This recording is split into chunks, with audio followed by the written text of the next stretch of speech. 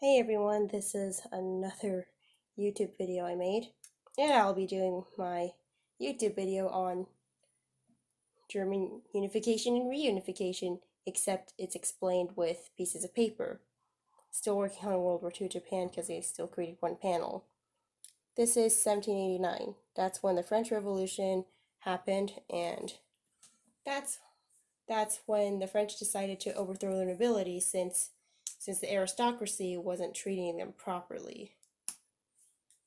How does this affect the Holy Roman Empire? Well, it actually affects their royalty. They didn't like the fact that they overthrew the king, so that's why they turned against France. Because their royal families are related. The Holy Roman Empire actually isn't a very stable country for multiple reasons. Number one, it's cracked up into hundreds of different little states across. It's not as neat as the piece of paper shows you. It actually looks disastrous like that. Pretty ugly. But on the other hand, Prussia is actually pretty stable. But eventually, both of these will combine to Germany.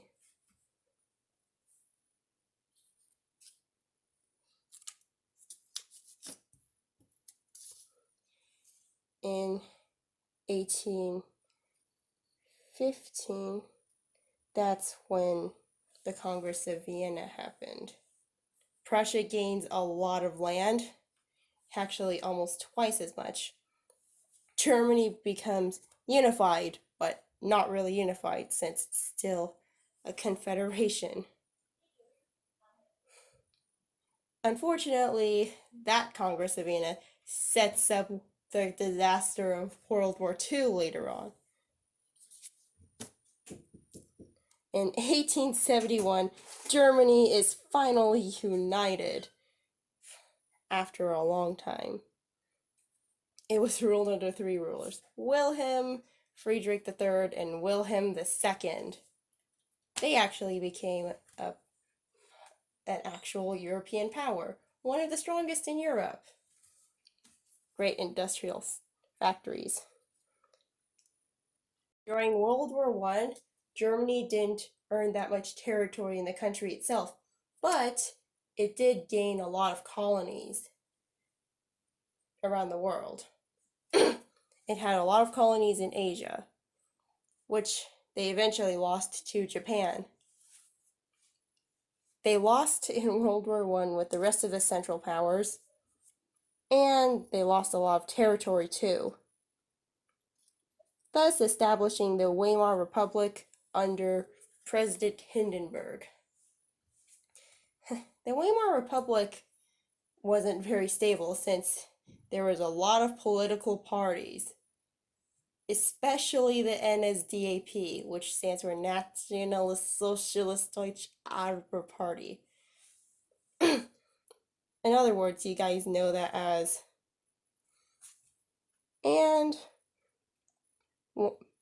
while President Hindenburg is actually ruling over the Weimar Republic, Hitler actually became the leader of the NSDAP on July 1921.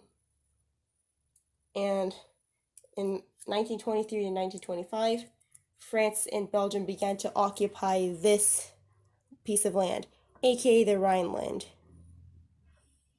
It was occupied until 1925, when Hitler was able to get this back.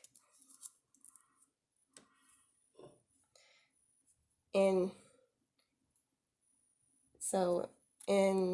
1938, which is on March 12, 1938, they started to occupy Austria.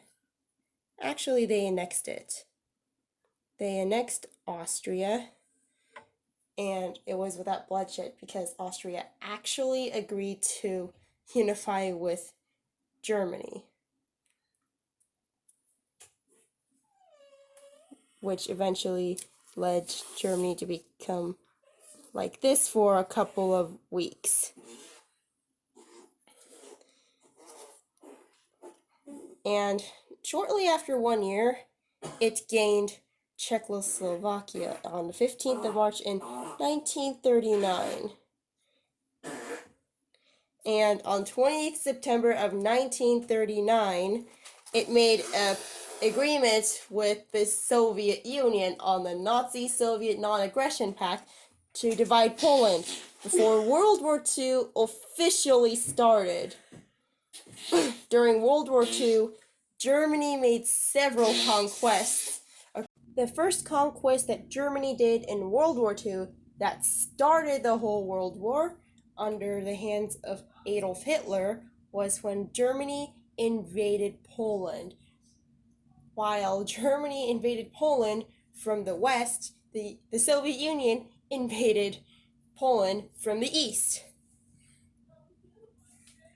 Then Germany started to invade France for 15 days, starting from the 10th of May to the 25th of June in 1940. While they were invading France, they were also invading Norway just around the same time. Then they also invaded Yugoslavia too. So basically, they are invading 3 countries at the same time: Norway, France, and Yugoslavia all at once. In the later year of 1940, on 28th of October, all the way to the 1st of June in 1941, they invaded Greece. They invaded so much land successfully using the tactic called Blitzkrieg, also known as Lightning War, that they successfully managed to gain this much land to the greatest extent in 1942, in November. Yet, when they invaded the Soviet Union, that's when they made their greatest fatal mistake. The Soviet Union then started to take back their territory, and then D-Day happened, also known as Day-Day. That's when all the Allied forces decided to invade the beaches of Normandy to liberate France under German occupation. Then they liberated all the other countries. And once they fought at the Battle of the Bulge, thus ending World War II with Germany surrendering, that's when they started to occupy Germany into sectors on the 2nd of September in 1945. The Allies were originally going to plan to put Germany back together under their own terms, but then, unfortunately, the Cold War started. The Cold War began around 1947, and it eventually led to the divide between West and East Germany. The Soviet Union built the Berlin Wall in 1963. In the meantime, there was a space war going on that made tensions worse between West and East Germany. But once Gorbachev was ruling over the USSR, that's when things started to turn in favor for Germany. Gorbachev had pretty loose policies, and he gave the Soviet states more freedom, which eventually led to the collapse of the Berlin Wall, to the instability. So due to the fall of the Berlin Wall, that led to the unification of Germany on the 3rd of October, 1990, becoming the Germany we know today. This country, Germany, joined the EU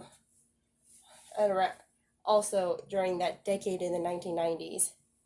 Germany is now one of the strongest economies across the European Union.